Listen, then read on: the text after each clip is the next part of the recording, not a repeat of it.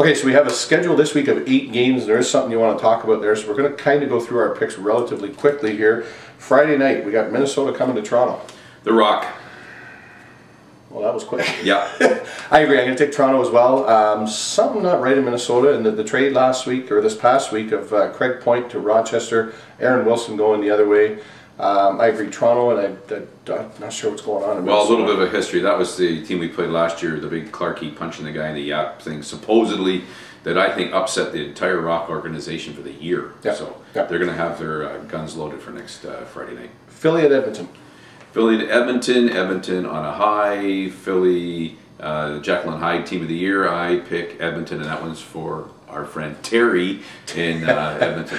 Terry, I agree. I'm going to take Edmonton. That one's for you. Calgary at New York on Saturday night at the Madison Square Garden, the most famous arena in the world. Calgary loses their last 2 after jumping out to 5-0. I can't see them losing 3 in a row. Calgary.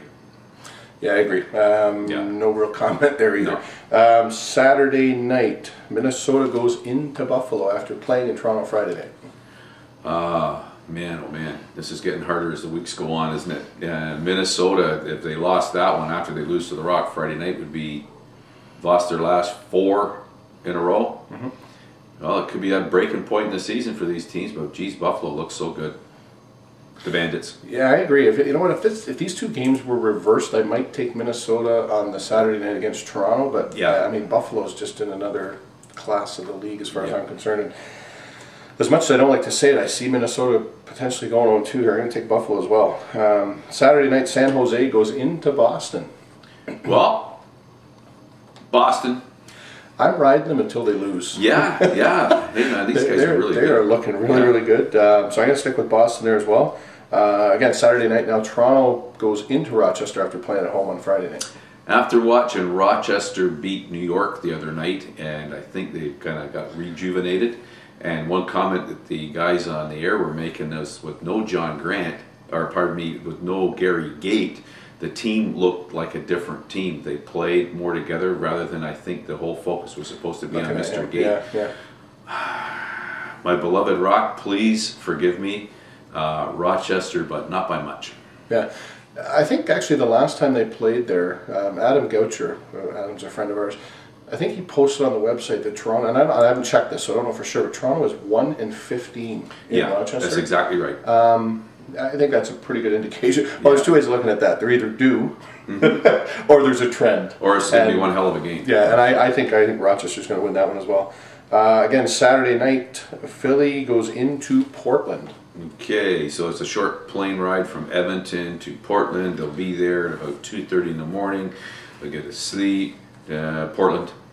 I agree. I'm going to take Portland as well. I talked to Coach Derek Keenan yesterday, and he was telling me that he's really pleased with how the team's playing right now. They're doing very, very well.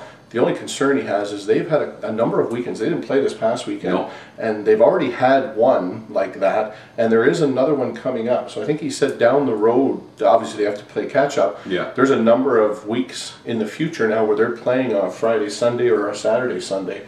But again, I think Portland, that they are playing very, very well right now, and I'm going to take them there as well.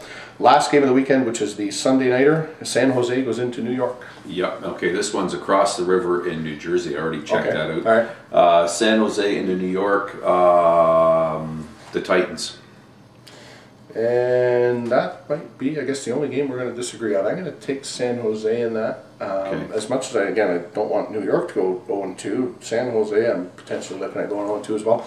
I'm going to take San Jose. Okay. So next thing, you want to talk a little bit about attendance around the league. Yeah, attendance around the league. The league average here, because right off the website this morning, is 9,573.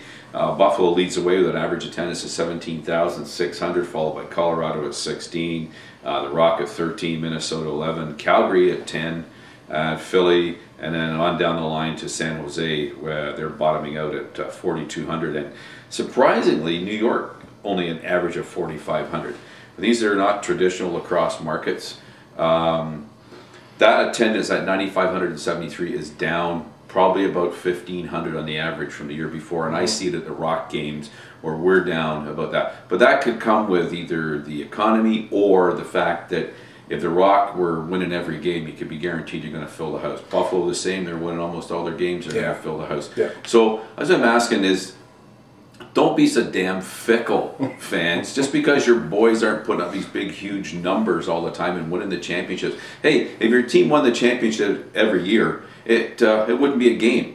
So just don't give up on your boys, and I'm talking about my Rock fans. Don't give up on the boys just because they haven't won the championship the last few years. It'll come again. Yeah. Stay behind your teams, and not just my Rock, but everybody. Stay behind your team when they're down.